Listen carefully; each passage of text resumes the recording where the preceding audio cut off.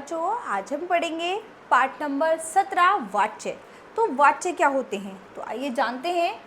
रेखा खाना बनाती है, रेखा से खाना बनाया जाता है, रेखा से बैठा नहीं जाता।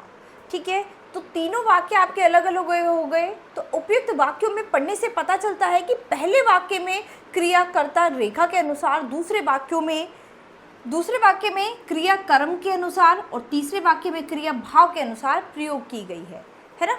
तो तीनों में सबके भाव अलग हैं, पहला कर्ता के अनुसार, दूसरा कर्म के अनुसार और तीसरा भाव के अनुसार। तो क्रिया के ऐसे प्रयोग को ही वाच्य कहते हैं। तो क्रिया के जिस रूप से यह पता चले कि वाक्य में कर्ता, कर्म अथवा भाव में से किसकी प्रधानता है, उसे हम वाच्य कहते हैं। वाच्य के भेद। हिंदी में वाच्य 3 प्रकार के होते हैं, कृतवाच्य, कर्मवाच्य और भाववाच्य। तो सबसे पहला है कृतवाच्य। कृतवाच्य में कर्ता की प्रधानता होती है और क्रिया का लिंग, वचन और पुरुष कर्ता के लिंग, वचन और पुरुष के अनुसार होता है। जैसे कि शेर दहाड़ता है, लड़के पढ़ते हैं, तुम सत्य बोलते हो। उपयुक्त वाक्यों में क्रिया का विधान कर्ता के अनुसार हुआ है, अर्थात यह वाक्यों में कर्ता को प्रधानता मिली है। कर्म को नहीं, वाक्य के इसी स्वरूप को कृतवाच्य कहते हैं। इसके बाद है कर्मवाच्य। कर्मवाच्य में कर्म की प्रधानता रहती है और क्रिया का लिंग, वचन और पुरुष कर्म के लिंग, वचन और पुरुष के अनुसार होता है। जैसे कि बालकों द्वारा फुटबॉल खेला जा रहा है, अध्यक्ष महोदय द्वारा मिठाई वितरित की गई, खेती किसान द्वारा की जा रही है। तो उपयुक्त वाक्यों में कर्म की प्रधानता मिली है तथा क्रिया की रूप रचना भी कर्म के लिंग, वचन व पुरुष के अनुसार हुई है। वाक्य के इसी स्वरूप को कर्मवाच्य कहते हैं।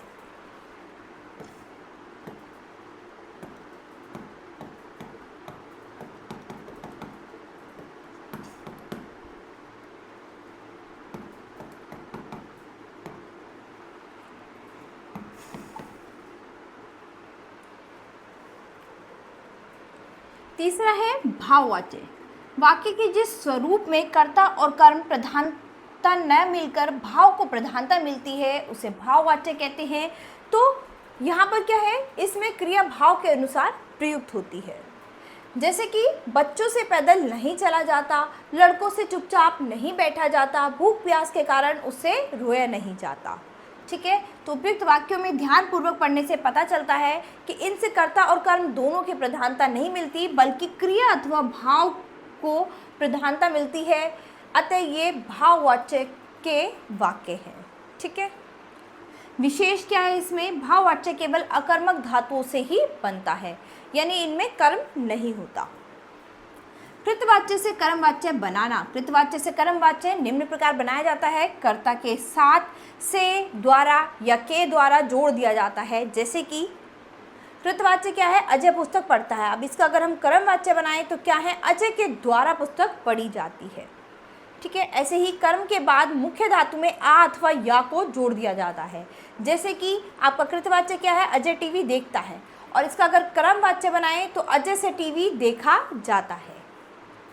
इसके बाद है क्रिया का प्रयोग कर्म के लिंग, वचन, पुरुष के अनुसार होता है। जैसे कृतवाच्य क्या है आपका, आकाश लीचियां खाता है, तो इसका कर्मवाच्य बनाएंगे तो आकाश से लीचियां खाई जाती हैं। ऐसे ही यदि कर्म ना दिया हो तो क्रिया एक वचन पुल्लिंग होती है। जैसे कृतवाच्य क्या है, प्रशांत दौड़ता है, ऐसे ही कर्मवाच्य इसका क्या बन जाएगा, प्रशांत से दौड़ा जाता है। तो कृतवाच्य से भाववाच्य बनाना। कृतवाच्य से भाववाच्य कैसे बनाया जाता है, कृतवाच्य से भाववाच्य निम्न प्रकार से बनाया जाता है। कैसे, क्रिया को अन्य पुरुष एक वचन कर दिया जाता है। जैसे कि कृतवाच्य क्या है, वैशाली नहीं बोलती है, उसका भाववाच्य कैसे बनाएंगे, वैशाली से नहीं बोला जाता। ऐसे ही क्रिया को सामान्य भूत से बदल दिया जाता है और काल के अनुसार जाना क्रिया का रूप जोड़ दिया जाता है। जैसे कि कृतवाच्य क्या है, वह सोता है, तो उसका भाववाच्य बनाएंगे तो उससे सोया जाता है। तो इस पाठ का आपको सार क्या मिला बच्चों, क्रिया के जिस रूप से पता चले कि वाक्य में कर्ता, कर्म या भाव में से किसकी प्रधानता है, उसे वाच्य कहते हैं। वाच्य के 3 भेद होते हैं, कृतवाच्य, कर्मवाच्य तथा भाववाच्य। तो बच्चों, आशा करती हूँ आपको इस पाठ में वाच्य और वाच्य के भेद अच्छे से समझ आए होंगे और आप अभ्यास में एक बार फिर इन्हें दोहराएंगे। तो बच्चों, अब हम अपनी नई क्लास में मिलेंगे अपने नए पाठ के साथ। धन्यवाद।